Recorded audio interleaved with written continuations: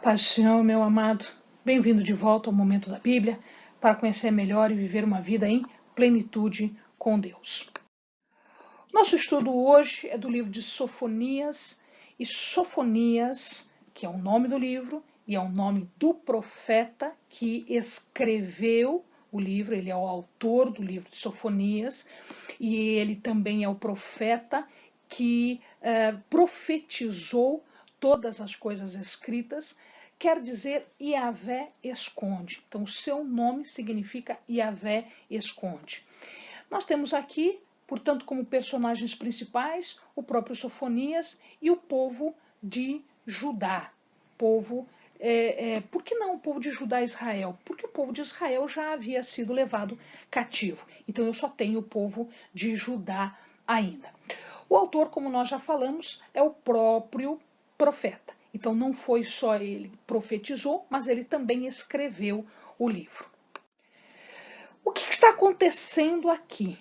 Bom, então nós acabamos de dizer que a Síria já havia dominado o reino do norte, ela já havia tomado Samaria e o povo de Israel, do reino de Israel, havia sido levado cativo. E agora o que acontecia, nós já estamos no finalzinho, está faltando pouco para o povo da Babilônia conquistar o reino do sul, o reino de Judá. E aqui nós temos um dos últimos reis, o rei Josias, e é neste período que o profeta vai fazer o seu trabalho. Então, ele profetiza nos dias do rei Josias, do reino de Judá, algum tempinho, alguns aninhos antes do cativeiro babilônico. Antes de Josias, nós vamos observar que existiram dois reis, Manassés e Amon, e esses dois reis, Manassés e Amon, eles levaram, não só pelo seu comportamento, mas por tudo aquilo que relacionava ao seu comportamento, eles levaram o reino todo, o povo todo, a uma decadência moral e religiosa.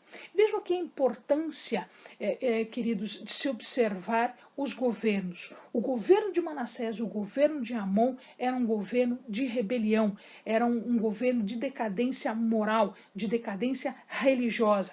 E isso contaminou o povo.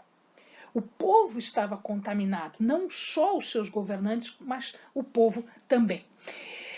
Alguns autores acham que o profeta ele teve uma influência grande sobre Josias. Eles imaginam que a profecia dele aconteceu antes das reformas de Josias. Se isso é verdade, significa que então Josias foi sensível às profecias, sensível às repreensões do Senhor, aos pedidos de arrependimento, e ele fez todas aquelas reformas necessárias. Esta é uma hipótese. A outra hipótese é que Josias já tivesse feito isso antes do profeta começar o seu trabalho e efetivamente para chamar o povo ao arrependimento. Muito bem, qual é o grande tema aqui? O tema é falar do dia do Senhor. O que é esse dia do Senhor que não é só deste profeta? Aconteceu em outros profetas também a menção do chamado dia do Senhor. O grande e terrível dia do Senhor é o dia do julgamento.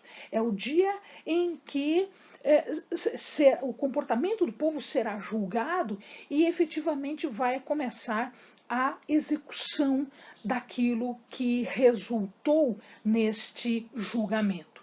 Então, para aqueles que foram rebeldes, para aqueles que foram contrários, haverá uma consequência desse julgamento.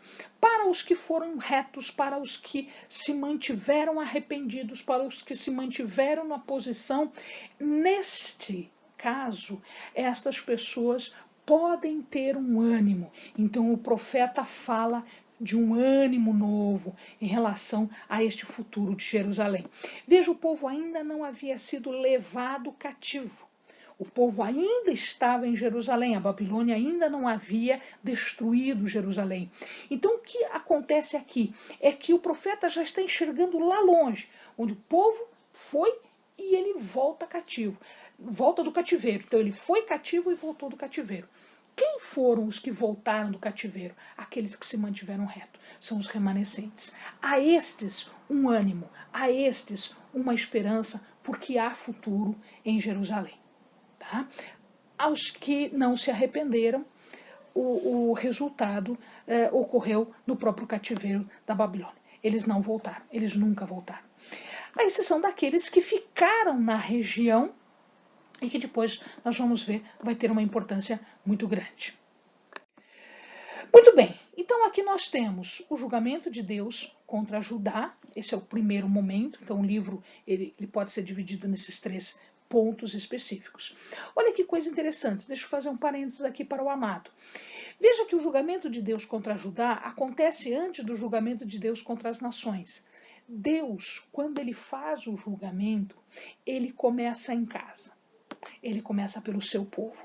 Portanto, primeiro ele julga o seu povo. Então haverá o julgamento contra Judá e depois o julgamento contra as outras nações.